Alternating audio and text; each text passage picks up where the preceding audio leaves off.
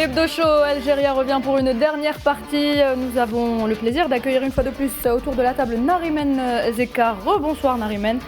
Place tout de suite à DZ Showtime.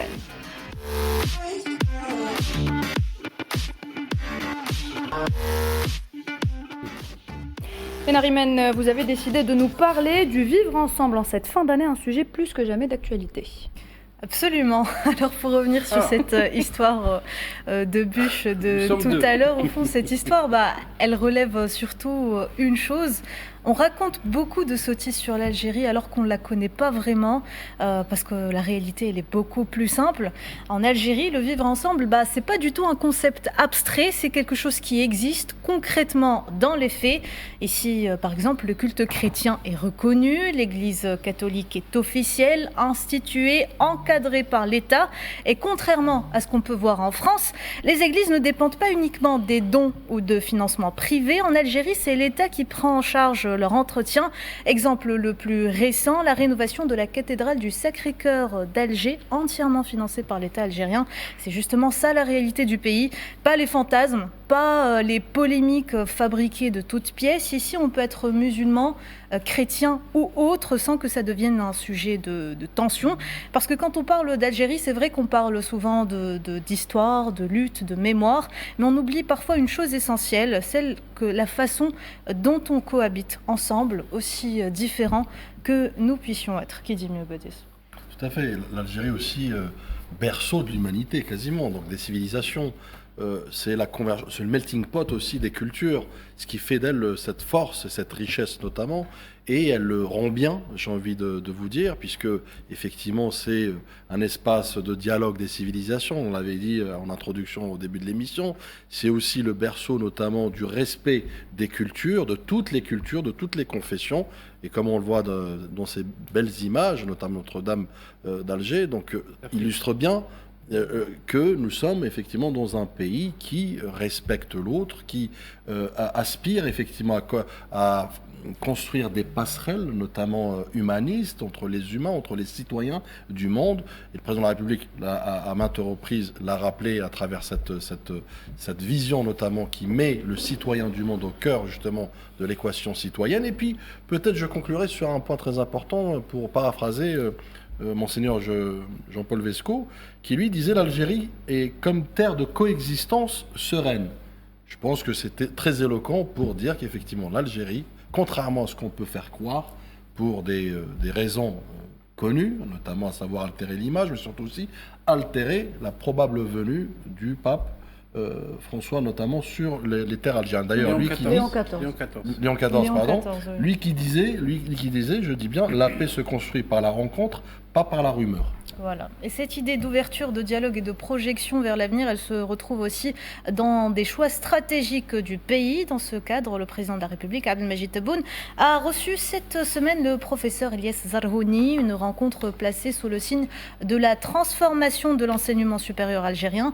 L'objectif est donc clair, moderniser l'université, renforcer la recherche et mieux connecter le système universitaire algérien aux standards et aux réseaux internationaux. Et cette vision, elle commence déjà à se concrétiser. Mercredi, l'Université des sciences de la santé Moudjahid Dr Youssef Al-Khatib et la prestigieuse université américaine Johns Hopkins ont signé une convention de coopération et de partenariat, un accord qui vise donc à renforcer la collaboration scientifique, le partage d'expertise et les échanges académiques entre les deux institutions. Et cette dynamique autour de l'université, de la recherche et de l'ouverture internationale, elle s'inscrit aussi dans une réflexion qui est plus large et beaucoup plus ambitieuse. Comment penser l'Algérie de demain, à moyen et à long terme, former mieux, innover davantage, connecter le savoir à l'économie réelle? Et ce sont justement les questions qu'on s'est posées au cœur d'une autre initiative majeure. Je parle là de la rencontre Algérie 2030 qui s'est déroulée pour une 3e édition à l'Opéra d'Alger mercredi, l'Opéra d'Alger Boualem Bessaïr, et qui a réuni de nombreux experts nationaux dans un seul et même but, faire avancer l'Algérie. Nazim Sini, un grand ami d'Hebdo Show, est d'ailleurs avec nous ce soir en direct d'Oran. Bonsoir Nazim. Bonsoir, et je voulais saluer toute l'équipe qui est sur le plateau. Bonsoir Nazim, c'est un plaisir de te voir. Plaisir partagé. Alors Nazim, 2030, c'est demain finalement, c'est plus aussi lointain que ça en avait l'air lors des premières éditions. Maintenant que l'échéance s'approche, est-ce que votre vision de 2030 se concrétise ? Je vais même aller plus loin, Nariman, si vous me permettez. En fait, 2030, c'est à quelques heures à l'échelle de l'humanité. C'est exactement à 1500 jours. Donc, vous imaginez que dans 1500 jours, on sait que la planète, le monde entier va être concerné par des bouleversements technologiques, économiques, industriels et même géopolitiques. Et il était important, à mon sens, de réunir l'ensemble des acteurs économiques clés qui composent l'innovation de notre pays, à savoir les investisseurs, les entrepreneurs et même les représentants institutionnels, puisqu'il faut aligner les politiques publiques à la dynamique économique actuelle pour se préparer aux défis qui vont nous être imposés au niveau international, mais aussi saisir les opportunités qui vont s'offrir à nous. On sait que nous sommes un pays qui regorge de talent, un pays qui regorge également d'énergie. Nous avons un savoir-faire qu'il va falloir faire valoir, si je peux dire ça ainsi, et puis surtout être conquérant à l'échelle internationale. Et d'ailleurs, Nazim, cette année, vous avez posé 4 thématiques prioritaires lors de votre événement, à savoir l'innovation, l'employabilité, le healthcare et les infrastructures. Ces thématiques sont donc pour vous le miroir vers l'Algérie de demain. Oui, tout à fait. Pourquoi? Parce que, si vous voulez, ces quatre thématiques sont étroitement liées et imbriquées dans une dynamique collective pour le développement et l'essor de l'Algérie.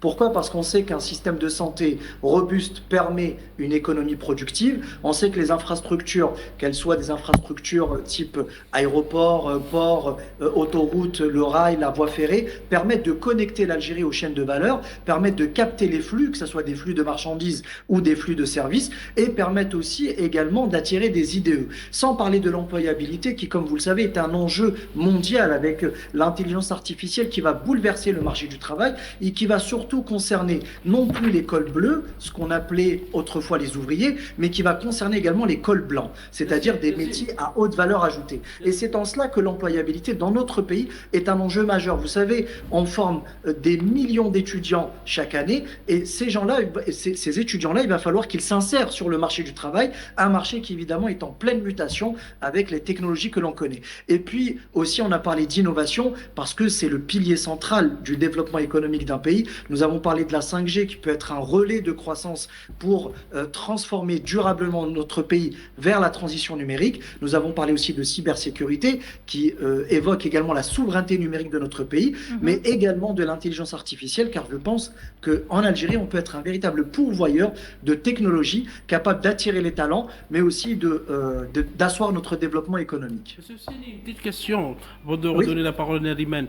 Vous avez parlé dans cette réunion Algérie 2030 sur l'intelligence artificielle. Est-ce que l'intelligence artificielle va faire perdre des postes d'emploi dans le futur? Certainement. Certainement, je vais vous dire, Faisal, pour être tout à fait honnête, la plupart des prévisionnistes s'accordent sur un consensus. Rapidement, s'il vous plaît, Nazim. Oui, sur 10 emplois, vous avez 4 emplois qui vont totalement disparaître, 3 qui vont être automatisés et seulement le dernier tiers qui va survivre. Merci beaucoup, Nazim Sini, pour cette initiative. Merci, qui intervient à un moment où le monde est en pleine mutation. Bonne fête, Nazim. Voilà. Merci, il y a de la bûche pour nos amis de CNews, Nazim. On garde ta part. On garde ta part. Bon allez, on termine cette émission sur l'image de la semaine, un geste qui force l'admiration. On regarde cette image de la semaine. Voilà donc cette semaine, le roi Charles III a reçu Semir Zitouni, cet Algérien qui en novembre dernier, souvenez-vous, n'a pas hésité une seconde à risquer sa vie pour sauver des passagers lors d'une agression au couteau dans un train en Grande-Bretagne. Son courage a touché toute la société britannique et a suscité aussi une vague de reconnaissance et d'admiration au plus haut niveau, que ce soit politique. Elle n'en a pas parlé, Madame Cluzel, sur CNews? Elle n'en a pas parlé. Ben non, bizarre. les médias Bolloré, ils n'en parlent pas. Donc son courage a touché toute la société britannique. Mais ce qui frappe encore plus, c'est cet élan spontané et ce réflexe de venir en aide aux autres qui ne lui est pas venu de nulle part à Semir Zitouni, parce qu'on sait que ce réflexe et ce genre de valeurs s'inscrivent dans les valeurs algériennes ancestrales, à savoir le courage, la vaillance et l'humanisme. Voilà des valeurs profondément ancrées chez nous les Algériens, où qu'ils soient dans le monde. Connu mondialement. Voilà. Pour son geste, Samir Zitouni nous rappelle donc que l'héroïsme n'a pas besoin de titre ni de récompense. Et ça nous rappelle aussi la bravoure d'un autre citoyen syrien cette fois. Je parle là de Ahmed, cet homme qui a sauvé des centaines de vies à Sydney, en Australie, après avoir désarmé l'un des assaillants uniquement avec ses mains. Les images avaient fait le tour des réseaux sociaux. Et voilà, c'est donc un très beau message. Un homme, que ce soit un homme arabe et musulman, qui a risqué sa vie pour sauver des centaines de personnes présentes sur cette plage pour des célébrations juives.